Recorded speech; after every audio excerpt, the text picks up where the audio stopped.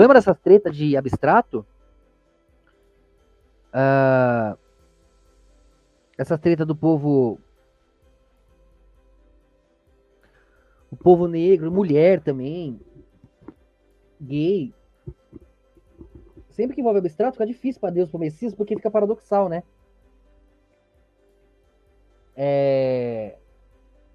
Por quê? Por exemplo, aí essa treta vira uma questão de decidir. Deus, o Messias, os ângulos precisam decidir. Acaba sobrando pro preto velho, né? Nesse caso deles. No caso da mulher, sobra pra Pombagira, pras Marias, né? Pra fechar o Espírito Santo ali. Então, rola muito isso no abstrato, né? No íntimo divino da Trindade. Muita discussão se teve no decorrer dos milênios sobre Cristo e Deus. Mas Cristo se submete a Deus? Ou é igual a Deus? Cristãos brigam sobre isso até hoje, né? O tempo inteiro. Não, ele é filho, ele é menor que o pai, ele mesmo falou. O pai é maior que eu, ele falou, tá. Aí depois, mas ele falou que eu e o pai somos um, que ele já estava com o pai lá antes da criação de tudo. Então, e o pai tem que ser pai a vida inteira, porque senão, se Cristo não estava lá em algum momento, então em algum momento Deus não era pai. Então Deus não era Deus, Deus não era completo, Deus, entendeu? Aí fica essa discussão paradoxal do azul, do vermelho e violeta. E como isso se dá na realidade, né? A Trindade tem muito essa... Tem vezes que nós temos que nos marginalizar. Claro que é bom estar amparado pela certeza, pela proteção. Só que também, o pai também merece e precisa estar amparado, servido, amado, honrado. Então, o Espírito Santo, o raio se movendo ao redor do diâmetro. Essa espiral não pode deixar quebrar. O raio é um com o pai. Filho, diâmetro. Pai, conecta o tempo pelo Espírito Santo. Né? Tô falando de simetria, um ateu vai entender. Só que o raio, ó, ele vira, não vira? O filho tem que fazer novos mergulhos no espaço-tempo, nas cores, para manter a coesão do pai, o centro sendo o centro. Então tem uma pequena discordância na marginalização da simetria eterna que faz a própria simetria se mover. Então há opiniões, há vezes que você está mais conectado com o Espírito Santo, às vezes mais com o pai, o filho vai para um lado e para o outro, para um lado e para o outro, para um lado e para o outro. Entre esse vermelho e azul, o filho fica de violeta, entre o Espírito Santo e o pai, entre a mãe e o pai ali. Então, às vezes você tá junto com um, às vezes concordando com o outro, às vezes com nenhum, às vezes com os dois. Essa é a movimentação que não deixa ninguém estar sozinho. Só que isso é uma coisa muito íntima. Mas como assim discordar de Deus? Ué, Abraão discordou de Deus, Moisés, tudo tem uma forma, tem um jeito, e é um momento, né? É uma coisa eterna. Então, nesse caso, por exemplo, daria para você culpar, não, mas o Suge Knight que é o ruim e o Snoopy é o bonzinho. Tá, vai parecer isso. Mas tem outro lado, se também fosse pra advogar do lado do diabo, você ia falar, caramba, mas esse Suge Knight aí pegou todo mundo do inferno, um bando de maluco que ia morrer ali. Converteu eles em ricos, famosos, artistas amados por todos os povos. Tancou os demonião sozinho, o cara. E fez ele rico, famoso. Ele quase morreu, matou o cara, foi preso. Eles foram lá, pagaram $1 milhão de fiança pra tirar o Snoopy da cadeia. Protegeu, cuidou do Snoopy a vida inteira. Aí do nada o Snoopy vai lá e puxa o saco dos inimigos, que no mesmo dia mata eles. Ou seja, já tinha um plano. Esses que o Snoopy defendeu, que eram os inimigos, já iam matar esses que protegeram o Snoopy a vida inteira. Imagina o remorso que o Snoopy não ficou. Caraca, acabei de falar bem dos caras lá, e os caras acabaram de matar esses que cuidaram de mim a vida inteira. E tava puto comigo. Com razão, porque olha aqui. Entendeu? Os dois lados da moeda é foda. Eu não gosto do Suge Knight, ele é cuzão. Mas na mão do demônio, é um bom general. Agora, normalmente, os melhores generais que o demônio tem, sem o demônio, são os merda. São os piores. Entendeu? Os anjos também não fica diferente, não.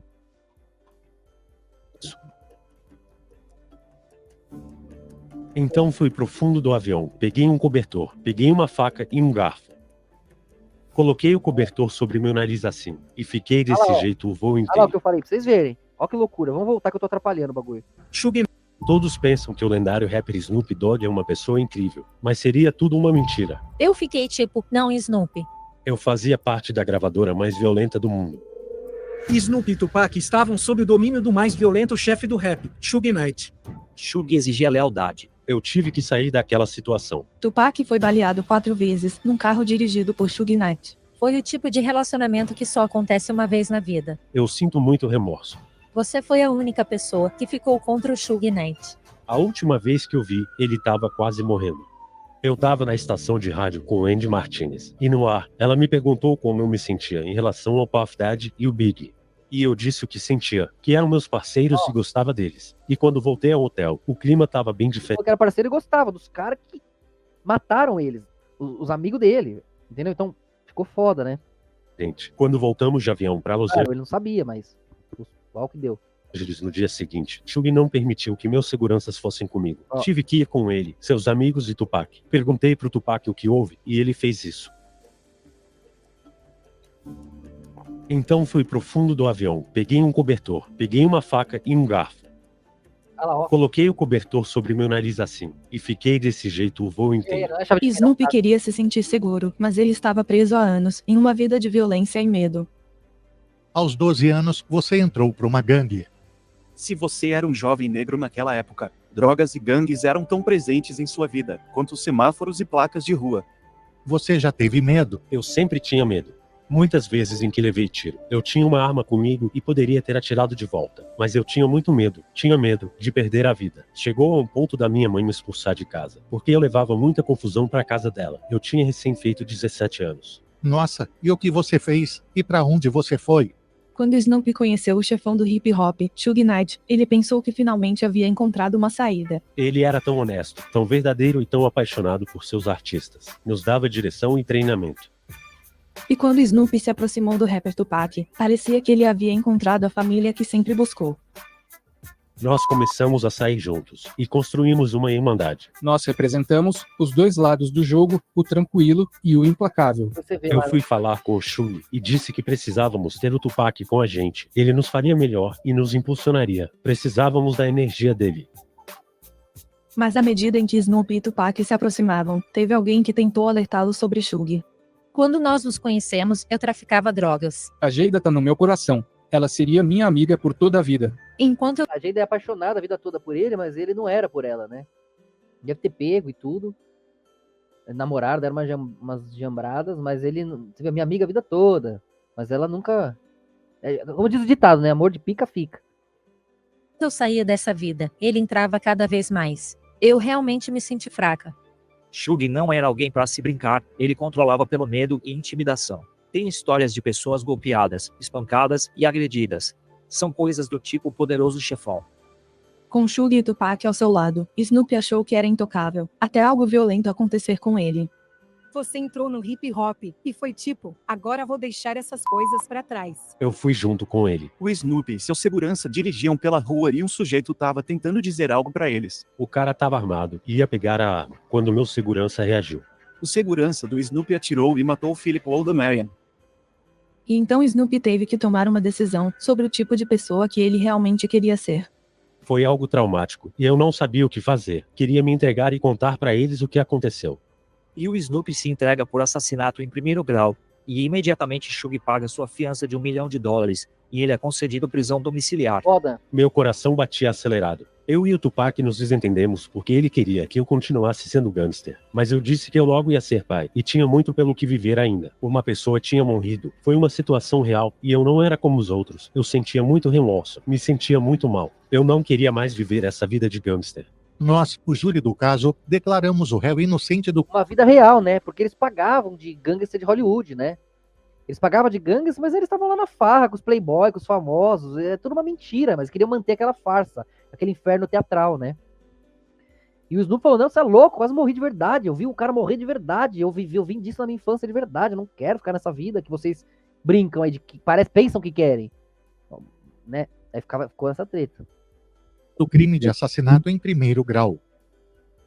Tupac e Suge queriam sua lealdade, mas Snoopy queria ficar em paz.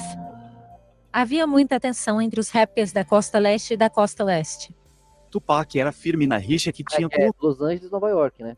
Big. Era algo sério. Não tem como fazer um álbum como... Eu gosto mais de mais músicas do Big do que do Peck, pra falar a verdade. Big e Puff. E no meio de tudo isso, nós tivemos essa grande entrevista. Me perguntou como eu me sentia em relação ao Puff e Big, e eu disse que eu era de boa com eles e que eu queria fazer música com eles.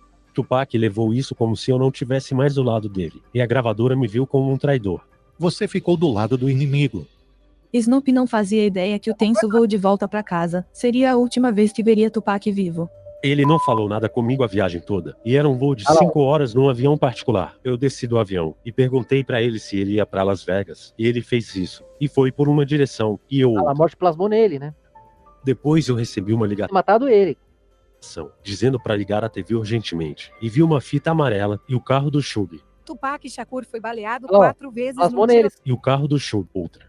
Depois eu recebi uma ligação Ah lá, ó. dizendo pra ligar a Aí ele TV recebeu a ligação pra ligar a TV. Plasmou ali, na sequência, mano.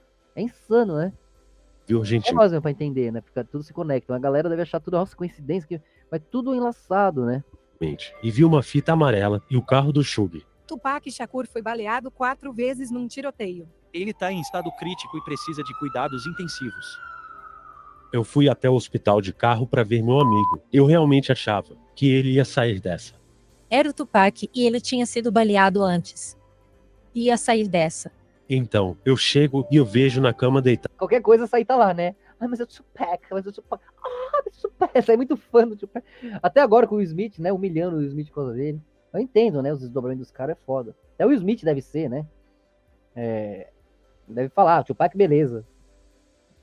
E não falamos nada. Comecei a sussurrar pra ele, dizendo que o amava, e pra aguentar firme que ele ficaria bem. Eu fui no banheiro, eu vomitei e então desmaiei, porque eu e ele não estávamos numa boa, e eu não consegui nem me desculpar. Que loucura. Era pra ele ter morrido, os caras queriam matar ele. Quando ele falou aquilo, os caras falaram, já era, isso aí, mano. Num plasma, que o Snoopy tava alto ali, tava violeta no vermelho e azul. Aí, plasma um no outro, ele vai no leito de morte, o cara lá no hospital quase morrendo já, fala que ama ele, começa a vomitar e desmaia. Tá ligado? Olha o bagulho. Que loucura de consciência, né? Isso aí mudou todo, né? Todo o segmento ali, toda a situação. Com ele, nem dizer que eu tava errado, e ver como eu poderia consertar aquilo. O rapper Tupac faleceu ontem à noite, após uma vida breve num ramo difícil. Ele tinha apenas 25 anos. Após perder Tupac, Snoopy sabia que precisava escapar da violência, mesmo que isso o colocasse em perigo. Eu tinha que sair daquela situação. Quando você se torna adulto, você percebe que suas palavras têm poder, que você tem poder e precisa saber recuar. Death Row era mais negativa que positiva, e agora me cerco de positividade. Pô, o nome da gravadora era Caminho da Morte. Você queria que fosse o quê, cara? Quando Snoopy se posicionou contra Shug, ele não tinha ideia que alguém do Fila da Morte. passado estava observando. Você e eu nos conhecemos há um bom tempo. Verdade. E nesse tempo, tivemos uma relação um tanto complicada. Durante aquele tempo complicado. Lembro que você foi a única pessoa Daqui a pouco aparece o Smith aí, dá um soco na cara do Snoopy e vai ver. que ficou contra o Suge Knight e se posicionou abertamente. Corredor da Morte. Em português, boa. Eu virei o pacificador. O fato de você ter dito, eu não aceito isso, você não tem nem ideia do que significou pra mim. E começamos a nos ajudar. Ao escolher o amor em vez do medo, Snoopy honrou o legado de Tupac e construiu a irmandade que sempre desejou. O Tupac aprendeu a amar desde muito cedo, e através de sua música. Compartilhou seu amor com todos nós. Minha vida não se baseia em ser um gangster, mas se baseia em eu ser uma pessoa positiva, que ajuda os outros. Você começa a se educar, e a ensinar a meninada nova a fazer as coisas certas. Ó, é isso que eles têm que fazer, o povo negro. É isso que ele tá fazendo. Isso é o certo. Os caras queriam levar eles pra morte, pra vingança, dar lucro pra banqueiro, né? Fica aí pagando de violento, quem ganha com isso? Banqueiro. O sistema, né? Ninguém confia em ninguém, só no banco. Só neles. Se protejam uns dos outros com o banco, com eles. Acredita na mídia deles, no dinheiro deles. Guarda suas coisas com eles, faz seguro com eles. Entendeu? Tem que fazer isso pelo jovem, mano. O Snoopy que tem que tá de parabéns, tinha que gerar mais exemplos. Você treina um time de futebol. Eu criei uma liga de futebol. O Snoopy acredita em dar a eles um senso de identidade. O objetivo disso é unir as pessoas e criar mais energia positiva do que negativa. E sempre mantendo a paz e o amor na frente de tudo. Da hora, né? Da hora, mano. Que os caras sigam isso, né?